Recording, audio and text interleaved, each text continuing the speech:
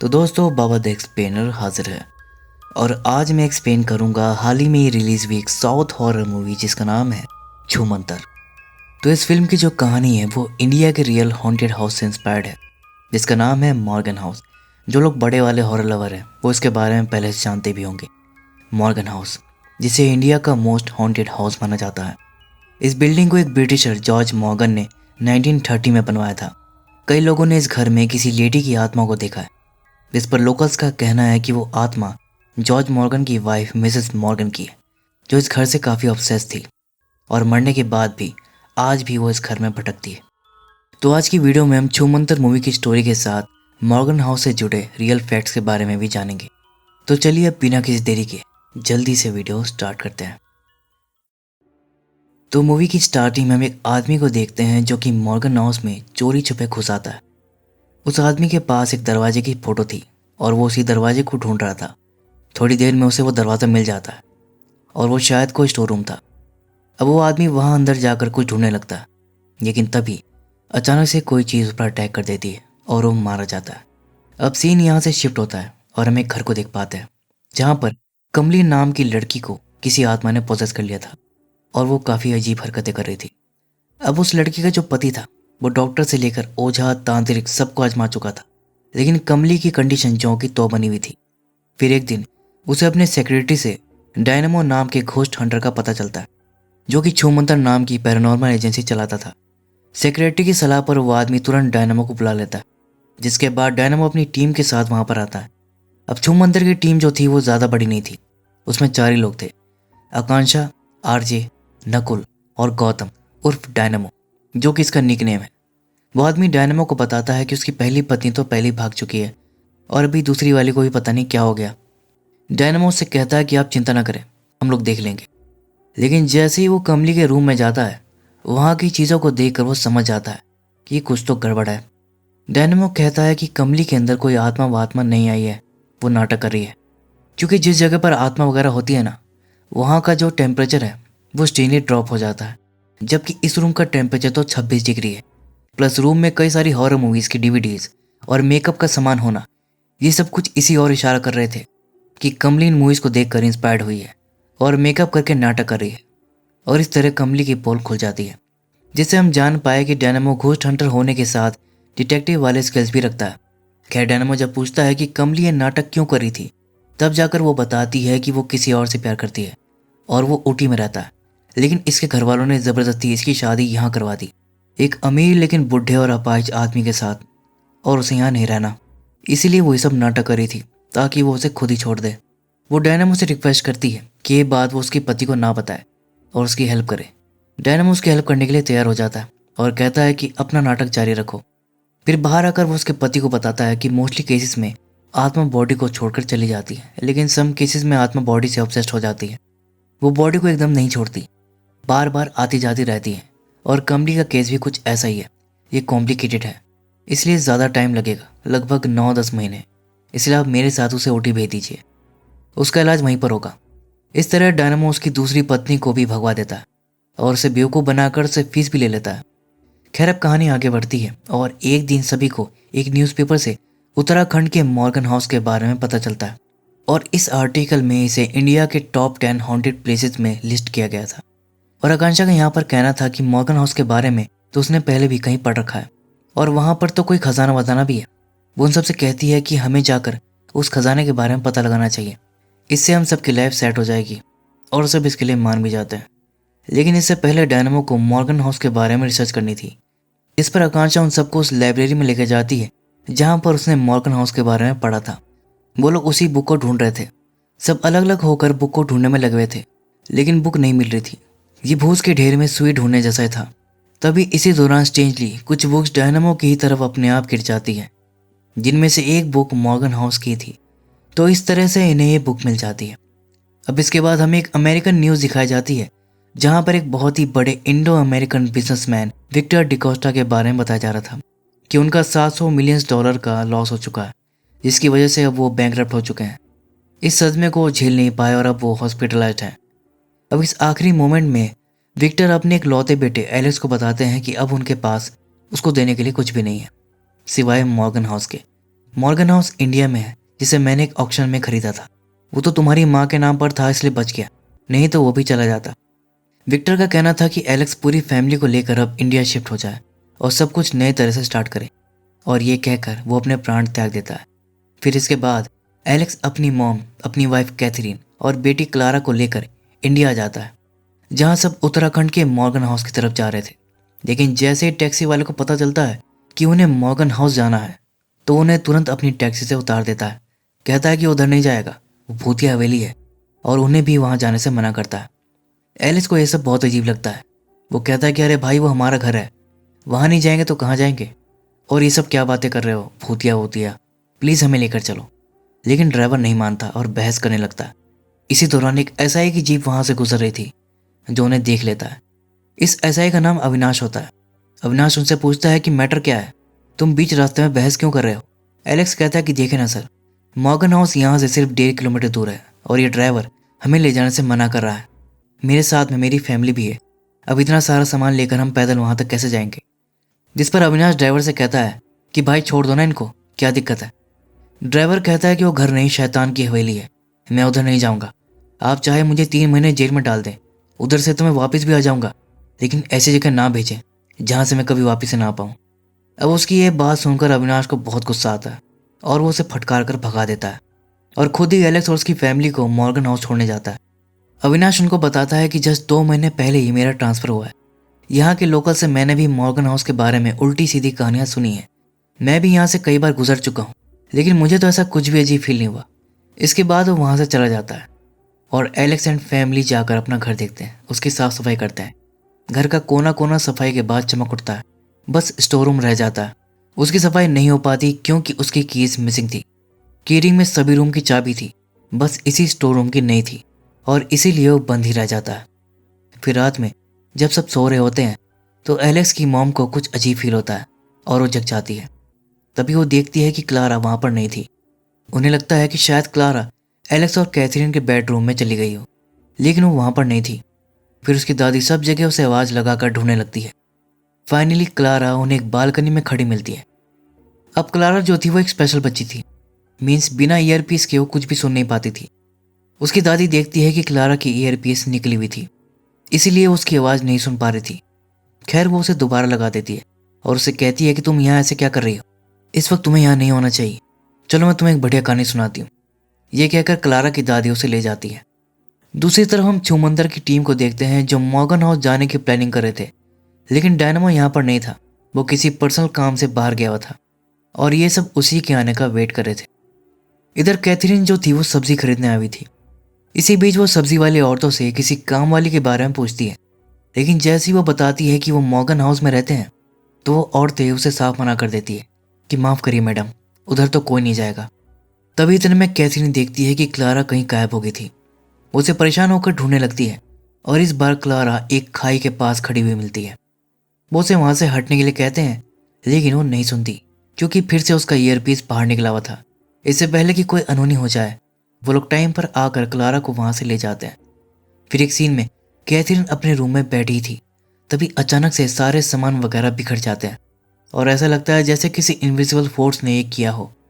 इस घटना से कैथरीन काफ़ी डर जाती है। उसे लगता है कि शायद लोकल्स की बात सच है और ये घर सच में हॉन्टेड है। वो तुरंत एलेक्स को इसके बारे में बताने जाती है, लेकिन फिर वो रुक जाती है। उसका सोचना था कि एलेक्स वैसे ही परेशान है और वो उसे और परेशान करना नहीं चाहती। वो उसे कुछ नहीं बताती और इसे अकेले डील करने का फैसला करती है। दूसरी तरफ डायनामो अपना काम वाम निपटा कर वापस आ चुका था और अब वो अपनी टीम के साथ मॉर्गन हाउस के लिए निकल जाता है। इधर रात में कैथरीन ड्रेसिंग टेबल के सामने बैठकर अपने बाल ठीक करी थी। तभी इसी दौरान उसे वहां पर एक नथुनी पड़ी मिलती है। कैथरीन को अच्छी लगती है और वो उसे पहन लेती है, लेकिन इसके बाद बहुत ही अजीब चीज़ होती है। उसे मिरर में मिसेस मॉर्गन की झलक दिखाई देती है, जिससे कैथरीन एकदम से डर जाती है और उस नथनी को तुरंत उतार कर वहीं रख के चली जाती है। अब कैथरीन यहाँ पर डिनर की तैयारी कर रही थी, तभी इतने में डोरबेल बजती है। सबको अजीब लगता है, वो सोचते हैं कि इस वक्त कौन आया होगा। खैर एलेक्स जाकर गेट खोलता है तो पता चलता है कि ये तो अविनाश ही था, जो अपनी वाइफ के साथ आया हुआ था। अविनाश कहता है कि वो बस ऐसे ही मिलने चला आया, प्लस इस घर को हमेशा बाहर से ही देखा था और वो उसे अंदर से देखना चाहता था। फिर एलेक्स उसको घर दिखाता है और अविनाश ने यहाँ पर एक कैमरा भी ले रखा था और वो घर की फोटोज भी ले रहा था। उसका कहना था कि उसको फोटोग्राफी का भी शौक है। इसी दौरान वो उसी स्टोर रूम तक पहुंच जाता है। वो उसे भी अंदर से देखना चाहता था, लेकिन एलिस कहता है कि सर इस रूम की चाबी कहीं खो गई है, इसलिए सॉरी, मैं इसे आपको नहीं दिखा पाऊंगा। अविनाश की हरकतें देखकर तो ऐसा लग रहा था कि जैसे वो यहाँ ऐसे ही नहीं आया, बल्कि वो यहाँ कुछ पता लगाने आया था। खैर इसके बाद अविनाश और एलेक्स बातें कर रहे होते हैं। बातों ही बातों में अविनाश उसको बताता है कि उसकी फाइनेंशियल कंडीशन ठीक नहीं है। मीन्स एसेट के रूप में उसके पास बस एक घर की प्रॉपर्टी ही है और अब वो उसे बेचकर उन पैसों से कोई बिजनेस वगैरह स्टार्ट करना चाहता है। जिस पर अविनाश उसे अपने एक जानने वाले एजेंट के बारे में बताता है कि वो तुम्हारा काम करवा देगा। फिर इसके बाद खाने की टेबल पर क्लारा फिर से अजीब बिहेव कर रही थी और वो खाना भी नहीं खा रही थी। कैथरीन जब उसे खुद खाना खिलाने जाती है तो वो चम्मच पर भी हाथ मार देती है, जिससे खाना छलक कर अविनाश की वाइफ के कपड़ों पर जा गिरता है। फिर जब वो वॉशरूम में साफ करने जाती है तो अचानक से वॉशरूम की लाइट और दरवाज़ा बंद हो जाता है और उसे किसी की शैडो भी दिखाई देती है। अब इससे वो बहुत डर जाती है और चिल्लाने लगती है कि दरवाज़ा खोलो। उसकी चीख सुनकर सब भाग कर जाते हैं और दरवाज़ा खोलते हैं। सब सोच में पड़ जाते हैं कि आखिर बाहर से कुंडी किसने लगाई होगी। कैथरीन का कहना था कि क्लारा की शरारत होगी। अविनाश कहता है कि कोई बात नहीं, बच्चे खेल खेल में ऐसा कर ही देते हैं। एक ऑकवर्ड सी सिचुएशन क्रिएट हो जाती है और अविनाश अपनी वाइफ को लेकर वहाँ से चला जाता है। फिर अगले दिन एलेक्स जो है वो एजेंट से मिलने जाता है घर के सिलसिले में, लेकिन एजेंट मॉर्गन हाउस से रिलेटेड कोई भी डील करने से मना कर देता है। उसका कहना था कि मार्केट में इस घर को लेकर गलत बातें फैली हुई हैं, लाइक ये घर हॉन्टेड है वगैरह वगैरह। एलिस कहता है लेकिन हम भी वहीं रहते हैं और हमें तो ऐसा कुछ भी नहीं लगा। तो एजेंट सरकास्टिक वे में कहता है कि ठीक है, 6 महीने बाद भी अगर आप जिंदा वापस आए तो मैं आपकी बात मान लूंगा और तब मैं एक पैसा कमीशन भी नहीं लूंगा। अब ये सारी बात एलेक्स जाकर अविनाश को बताता है। अविनाश उससे पूछता है कि अच्छा ये बताओ कि क्या तुम्हें कुछ भी अजीब नोटिस किया इस घर में। फिर एलेक्स को सोचकर कहता है कि हाँ, एक बात तो है, जब से हम इस घर में आए हैं क्लारा कुछ अजीब बिहेव कर रही है।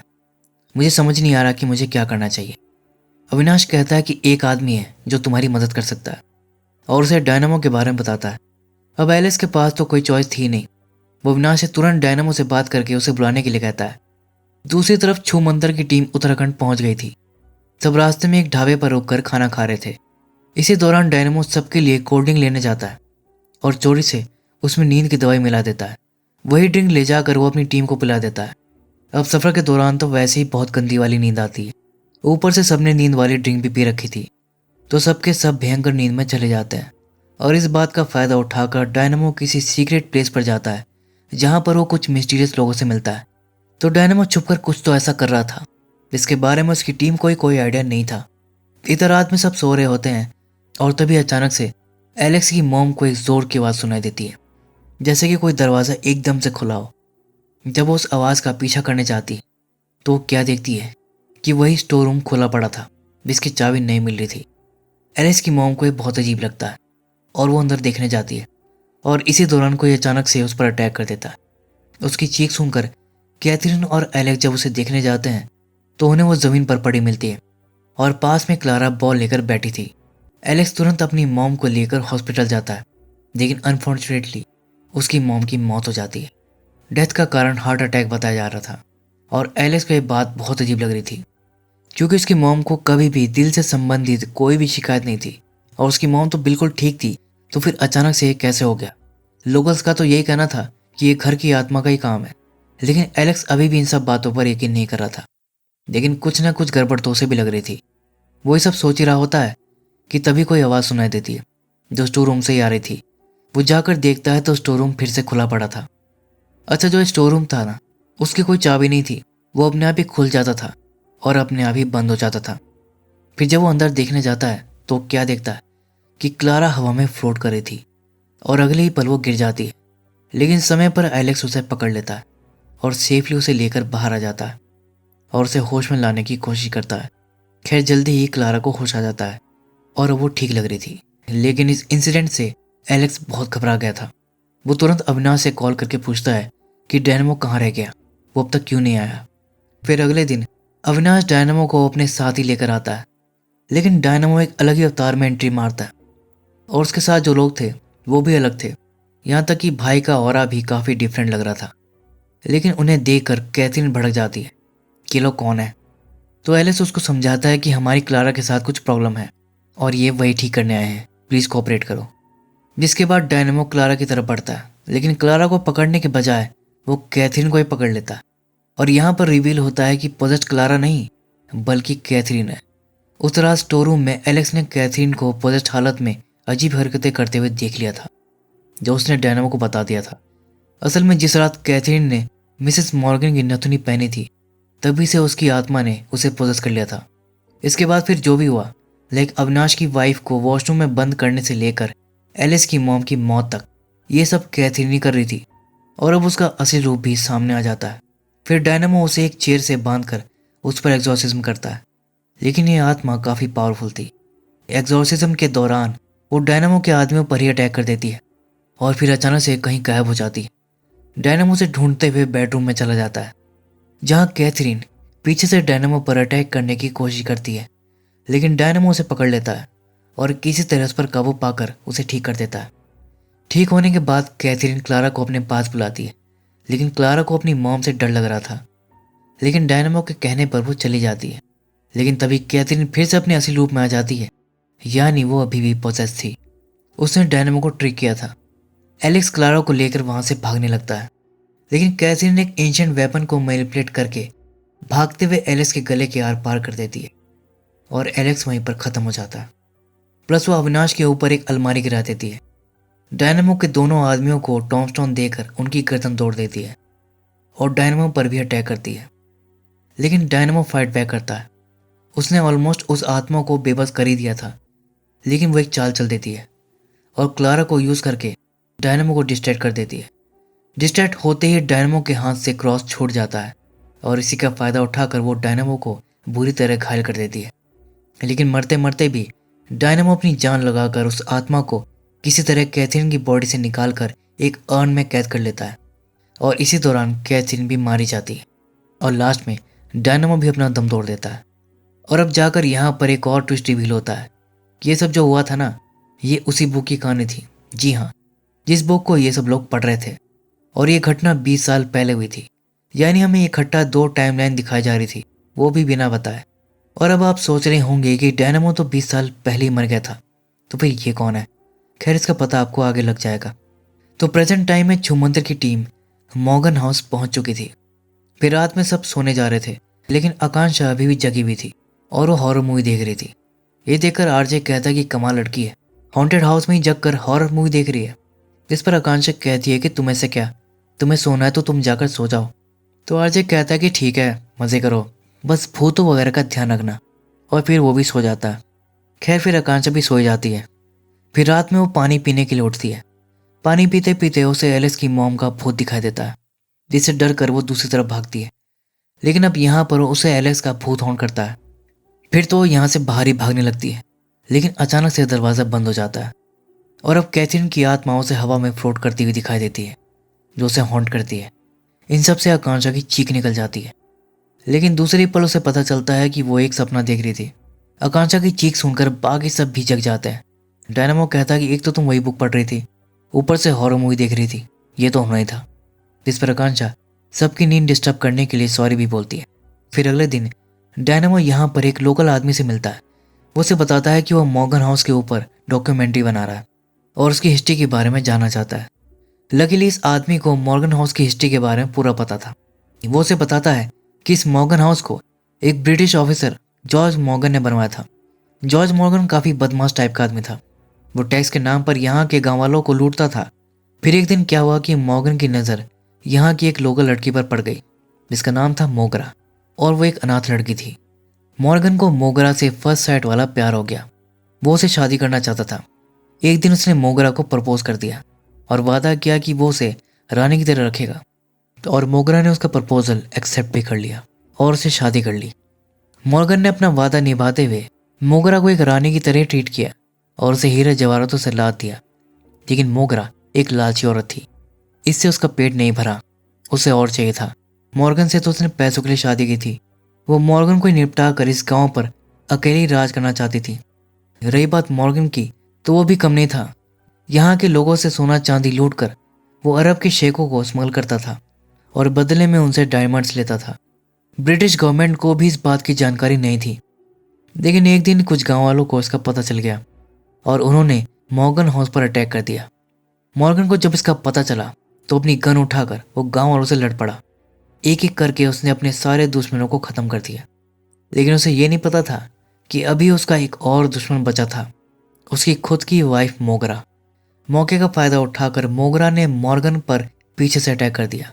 तब जाकर मॉर्गन को समझ आया कि उसने आस्तीन में सांप पाल रखा था, लेकिन मरते मरते उसने मोगरा को भी शूट कर दिया और इस तरह दोनों ही खत्म हो गए। अधूरी इच्छा लिए मोगरा की मौत हो गई थी और उसके बाद से मॉर्गन हाउस हॉन्टेड है। अब ये सब डायनामो जाकर अपनी टीम को बताता है। सब लोग बातें करने लगते हैं कि हमें तो लगा था कि यहाँ 6 से 7 लोग मरे हैं, लेकिन यहाँ तो काफ़ी लोग मरे हैं, यानी ये घर सच में हॉन्टेड हो सकता है। खैर वो इस पर ज़्यादा ध्यान नहीं देते और अपना सारा फोकस उस पर लगाते हैं जिसके लिए लोग आए थे, यानी कि खजाना। खजाने के चक्कर में सब महल का चप्पा चप्पा छान मारते हैं, अंदर बाहर सब जगह, लेकिन खजाना तो दूर एक सिक्का तक नहीं मिलता।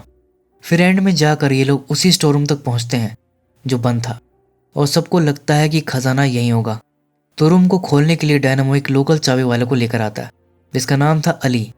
अली जैसे तैसे उस डोर को खोल ही देता है और सारे खुश हो जाते हैं, लेकिन उनकी खुशी ज़्यादा देर तक नहीं रहती, क्योंकि अगले ही पल कोई इनविजिबल फोर्स अली को अंदर खींच लेता है, जिससे सब घबरा जाते हैं। फिर हिम्मत करके जब वो अंदर देखने जाते हैं तो एक जगह पर अली हवा में फ्लोट कर रहा था और अगले ही पल वो नीचे गिरकर बेहोश हो जाता है। फिर वो सब अली को वहाँ से निकालते हैं और किसी तरह से होश में लाते हैं। होश में आते ही अली उन्हें बताता है कि उसका सामना किसी भयानक भूत प्रेत या जिन से हुआ था। वो डर के मारे वहाँ से भाग जाता है, जिससे सबको लगने लगता है कि भले ही पुराने वाले डायनामो ने मोगरा की आत्मा को कैद कर लिया था, लेकिन मॉर्गन हाउस अभी भी हॉन्टेड है। डायनामो को कहना था कि पहले हमें यहाँ के नेगेटिव एनर्जी को ख़त्म करना होगा, उसके बाद ही हम खजाने को हासिल कर पाएंगे। जिसके बाद डायनामो सबके साथ मिलकर एक रिचुअल को परफॉर्म करता है, लेकिन रिचुअल के दौरान आरजे पॉसेस हो जाता है, जिसके बाद वो सब पर अटैक करके आकांक्षा को पकड़ लेता है। तब डायनामो जाकर आकांक्षा को छोड़ाता है और फिर सब वहाँ से भागने लगते हैं, लेकिन तभी आरजे फिर से उनके सामने आ जाता है और उनसे सॉरी बोलता है कि मैं नहीं कर रहा, कोई मुझसे ये सब करवा रहा है। और तभी अगले ही पल कोई उसका गला दबाकर उसे ख़त्म कर देता है और उसकी बॉडी को कोई फोर्स एकदम से एक रूम के अंदर खींच लेती है।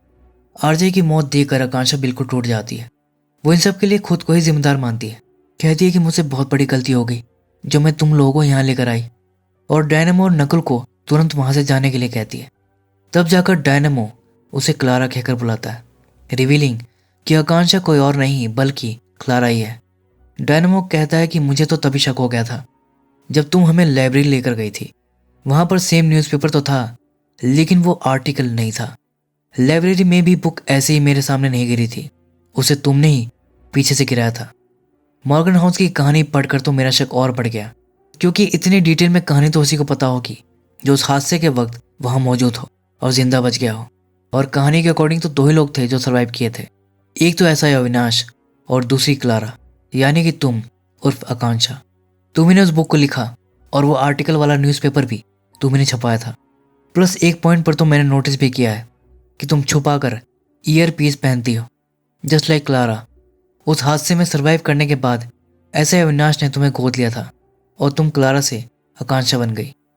डायनामो तो नकुल तक को एक्सपोज करता है, जो कि अविनाश का ही बेटा है और क्लारा उसकी फोस्टर सिस्टर है, और ये दोनों मिले हुए हैं। रही बात अविनाश की, तो वो भी दूध का धुला नहीं था।